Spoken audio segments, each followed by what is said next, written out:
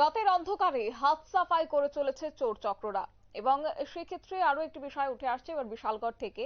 রাতের অন্ধকারকে কাজে লাগিয়ে রাস্তার মাথা এলাকার এক মুদির দোকানে চুরির ঘটনা। অবশ্য সিসিটিভি ফুটেজ দেখে শনাক্ত করা হয় চোরকে এবং তারপরেই তাকে উত্তম মধ্যম দিয়ে বিশালগড় থানার পুলিশের হাতে তুলে দিয়েছে উত্তেজিত জনতা। তার নাম দেবজিৎ দাস, বাড়ি সেখানে গোকুলনগর টিএসআর ক্যাম্প সংলগ্ন এলাকায় এবং পিতার নাম কাজল দাস। খবর পেয়ে সেখানে জানা গেছে এর আগেও চুরির দায়ে সে গ্রেপ্তার হয়েছিল। দোকান মালিক রাজু সাহা তিনি জানিয়েছেন তার দোকান থেকে আনুমানিক 25 থেকে 30,000 টাকার সামগ্রী এবং সঙ্গে নগদ অর্থ চুরি হয়ে গেছে।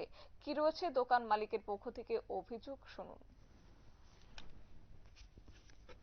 আজকে সকালে যে সময় আমি দোকানে আইছি, আয়া তুই আমি দোকানে আইলাম, আয়া সেটা হঠাৎ করে একজন চেঁচা বেড়া সাইড দিয়ে খোলা দেন আমার সঙ্গে বন্ধু হইয়া আমি দরজা খুললাম, সামনেটা খুললা দেয় দিয়ে সব আলো হয়েছে। পরে খুললাম, তুলে আমি সিগারেটের বান্ডেল যা আসলো সব লেগে থাকে। সিগারেটের বান্ডেল, তারপরে চালের প্যাকেট আসলো 1 কেজি, তেল আসলো, এইটা সব কিছু লেগে থাকে। বান্তি পয়সা আসলো এক বই বেশি 1.5 কেজি লেগে গেছে। আর ক্যাশের ভিতরে বান্তি কিছু আসলো সব লেগে গেছে।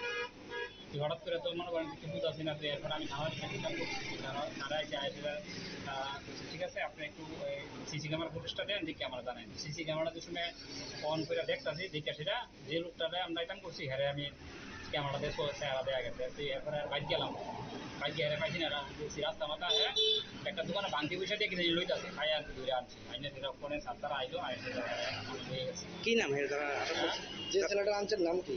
এর নাম এমনি মহাদেব দেয়। বাড়ি কোন জায়গায়? বাড়ি রাস্তা মতো। আপনার নাম কি? হ্যাঁ, আপনার দোকান কোনখানে? রাস্তা মাথা কলেজের সামনে। আপনার নাম? রাজু সাহা। কত টাকার জিনিস আপনার? প্রায় 20-25 হাজার টাকা। আপনারা শুনলেন দোকান মালিক রাজু সাহার অভিযোগ এবং প্রায়শই এভাবে চুরির ঘটনা ঘটে চলেছে বলে জানানো হয়েছে এবং সঙ্গে আজকের এই ঘটনার নেপথ্যে জনতা, উত্তেজিত জনতারা কিন্তু সেই চোরকে উত্তম মধ্যম দিয়ে পুলিশের হাতে তুলে দিয়েছে এবং এই খবর জানা গেছে এর আগেও সে চুরির দায়ে গ্রেপ্তার হয়েছিল। অবশ্য দোকান মালিক জানিয়েছেন তার দোকান থেকে 25 থেকে 30,000 টাকার মতো সামগ্রী চুরি হয়ে গেছে। তবে এই একের পর এক চুরির ঘটনায় কিন্তু রাতের অন্ধকারে সাধারণ মানুষের নিরাপত্তায় প্রশ্নচিহ্ন দেখা দিচ্ছে। নিয়ে নিচ্ছি ছোট্ট একটি বিজ্ঞাপন বিরতির, সঙ্গে থাকুন।